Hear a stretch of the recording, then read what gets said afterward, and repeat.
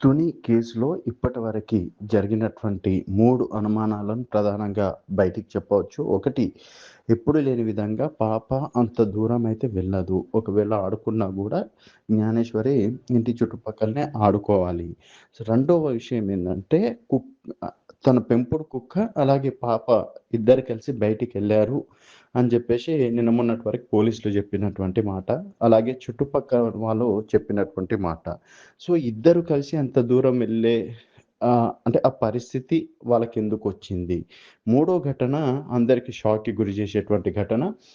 వాళ్ళ పెంపుడు కుక్క చనిపోవడం అనేది ప్రస్తుతం జరుగుతున్నటువంటి హాట్ టాపిక్. 2 రోజుల్లో పెంపుడు కుక్క ఏ విధంగా చనిపోతుంది? ఎందుకంటే తనెప్పుడైతే మళ్ళీ తిరిగి వచ్చిందో అప్పటి నుంచి ఏ మనిషిని చూసినా అరవడాలు గావచ్చు, తర్వాత వాళ్ళ తల్లిని కరిసే ప్రయత్నం గావచ్చు. సో, మనుషులని కుక్క నమ్మకపోవడం లాంటివి గూడా జరగడం అనేది జరిగింది. తర్వాత దాని అంటే మొత్తానికి సంబంధించి సరే కుక్క జాడ అంటే కుక్క అయినా సరే పాప జాడ కనిపెడతదని జెప్పేసి నిన్నటి వరకి అంటే ఈ రోజుటి వరకు గూడా ఆ పేరెంట్స్ పెట్టుకుంటున్నటువంటి నమ్మకం అనేది ఒక్కసారిగా పోవడం అనేది జరిగింది. సో, జ్ఞానేశ్వరి తల్లి ఇచ్చినటువంటి స్టేట్‌మెంట్ ఏందంటే, "ఇన్ని రోజులు మాకు కుక్క మీద నమ్మకం ఉండే.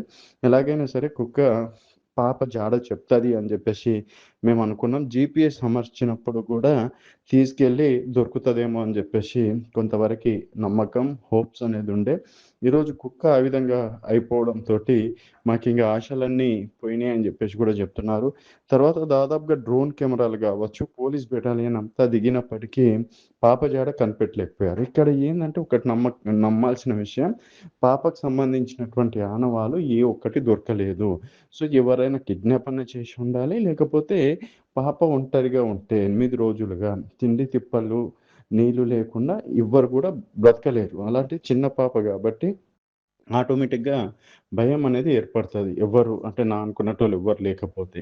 మరి ఏం జరిగినట్టు? అక్కడ ఆనవాళ్ళు చూస్తే ఆనవాళ్ళు గూడా ఎక్కడ లేని పరిస్థితి. తర్వాత పోనీ కుక్కయినా చెప్పుకుంటదంటే కుక్క గూడా 2 రోజుల నుంచి ఈరోజు మరణించడం గావచ్చు. తర్వాత ఎటువంటి క్లూస్ అనేది దొరకట్లేదు. సో, ఆ తల్లిదండ్రులు చెప్తున్నటువంటి మాటేందంటే, మొత్తానికి మాకు పోలీస్ శాఖ పైననే ఆహ్, నమ్మకముంది. ఇంక పోలీస్ శాఖ వాళ్ళు గూడా చేతులెత్తేస్తే ఇంగ మా పరిస్థితి ఏం గానన్నట్టు గూడా వాళ్ళు భయపడుతున్నటువంటి పరిస్థితి. సో, ఇన్ని రోజులు గూడా తూని ప్రజలు, ఇటు 2 తెలుగు ప్రజలు కూడా పాప క్షేమంగా వస్తదేమో అని జెప్పేసి ఎదురు జూసినటువంటి నేపథ్యం. సడెన్‌గా ఈరోజు కుక్క గూడా ఆ విధంగా అవ్వడంతోటి అంటే మెల్లమెల్లగా ఆశలు గూడా ఆవిరైపోతున్నాయి.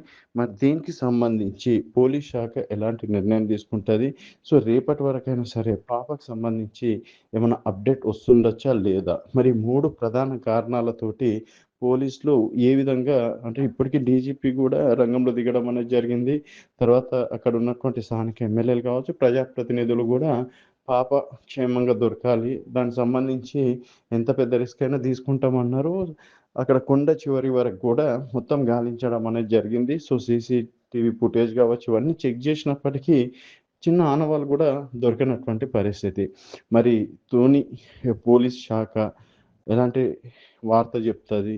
అండ్ రేపటి వరకైనా ఏదన్నా శుభవార్త వినే అవకాశాలున్నాయా? లేదా? అనేది వేచి చూడాల్సిన విషయం. సో, ఈ 3 ఘటనల పైన మీ అభిప్రాయాలు కింద కామెంట్ రూపంలో తెలియజేయండి. చూస్తూనే ఉండండి తెలంగాణ వెలుగు.